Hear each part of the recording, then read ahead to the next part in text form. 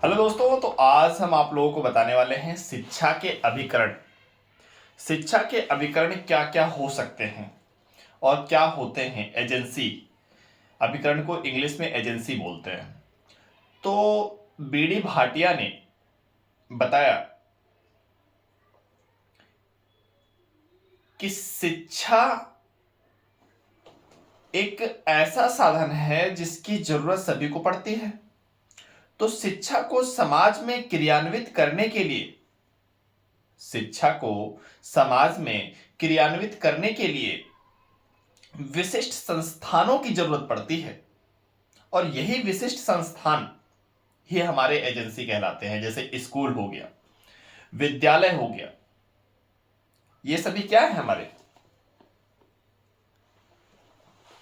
ये सभी हमारे एक एजेंसी के रूप में कार्य कर रहे हैं। तो एजेंसी का तात्पर्य यही है कि साधन जिसके द्वारा हमें वो चीज मिले, दैट इज कॉल्ड एजेंसी या फिर अभिकरण।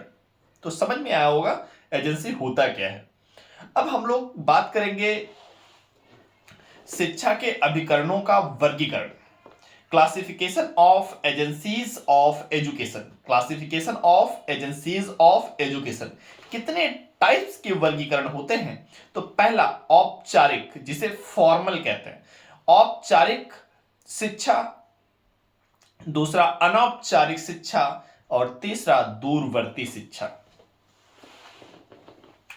औपचारिक शिक्षा के लिए जो अभिकरण होता है उसे औपचारिक अभिकरण कहते हैं और जो अनौपचारिक शिक्षा के लिए अभिकरण होता है उसे हम लोग अनौपचारिक अभिकरण कहते हैं और जो दूरवर्ती शिक्षा के लिए अभिकरण होता है उसे हम लोग दूरवर्ती अभिकरण कहते हैं दोस्तों। तो पहले तो हम लोग बात करेंगे कि औपचारिक शिक्षा क्या होती है, फिर दूसरा बात करेंगे हम लोग अनौपचारिक शिक्षा क्या होती है और तीसरा बात करेंगे दूरवर्ती शिक्षा क्या होती है दोस्तों। औपचारिक शिक्षा का मतलब यह हुआ कि जब कोई बालक स्कूल में जाके शिक्षा ग्रहण करे, विद्यालय में जाके शिक्षा ग्रहण करे, तो औपचारिक शिक्षा होती है। औपचारिक शिक्षा की विशेषताएं क्या क्या हो सकती है। उसका पाठ्यक्रम निश्चित होता है, समय सीमा निश्चित होता है ना। अभ्यास इसलिए किया जाता है कि उस उद्देश्य को प्राप्त किया जाए। मीन्स कि निरुद्देश्य नहीं होता है, उद्देश्य और सउद्देश्य होता है। सचेतन मन से किया जाए या फिर प्रयास के माध्यम से ग्रहण किया जाए, परंतु ग्रहण जरूर किया जाएगा। तो विद्यालय में प्राप्त की जाने वाली शिक्षा औपचारिक शिक्षा कहलाती है। इसकी विशेषताएं क्या क्या होती हैं। पाठ्यक्रम निश्चित होता है, समय सीमा निश्चित होता है और किसी एक सीनियर के द्वारा हमें शिक्षा प्रदान की जाती है और प्रदान करने वाला भी और ग्रहण करने वाला दोनों को पता होता है कि अपना उद्देश्य क्या है, हमें पढ़ना क्या क्या है। मीन्स कि पहले से पाठ्यक्रम निश्चित होता है दोस्तों और विशेष स्थान पे ही सीखा जा सकता है। विद्यालय में ही जाके आप शिक्षा ग्रहण करेंगे, इसे औपचारिक शिक्षा कहते हैं, फॉर्मल एजुकेशन। और इन सारे अभिकरण को हम लोग औपचारिक अभिकरण कहते हैं। जैसे विद्यालय हो गया, है ना, और कॉलेज हो गया, यूनिवर्सिटी हो गई, ये सारे हमारे क्या है, औपचारिक अभिकरण हैं। अब बात करेंगे अनौपचारिक अभिकरण। अनौपचारिक अभिकरण का मतलब क्या हुआ, जहां अनौपचारिक शिक्षा मिलती है। अनौपचारिक शिक्षा का मतलब क्या हुआ कि जिसकी कोई समय सीमा निश्चित ना हो, विशेष पाठ्यक्रम ना हो, प्रदान करने वाला भी ना जान पाए कि हम क्या दे रहे हैं और सामने वाला क्या सीख रहा है, तो इसे हम लोग अनौपचारिक शिक्षा कहते हैं। मीन्स कि गर्भ से कब्र तक जो शिक्षा हमें मिलती रहती है उसे हम लोग अनौपचारिक शिक्षा कहते हैं दोस्तों। अब गर्भ से कब्र तक कैसे, जैसे बच्चा पेट में हो तो भी कुछ ना कुछ सीखता रहता है, जो माता जी करती हैं, बड़े होकर बाद में वो बच्चा ऐसा ही करता है।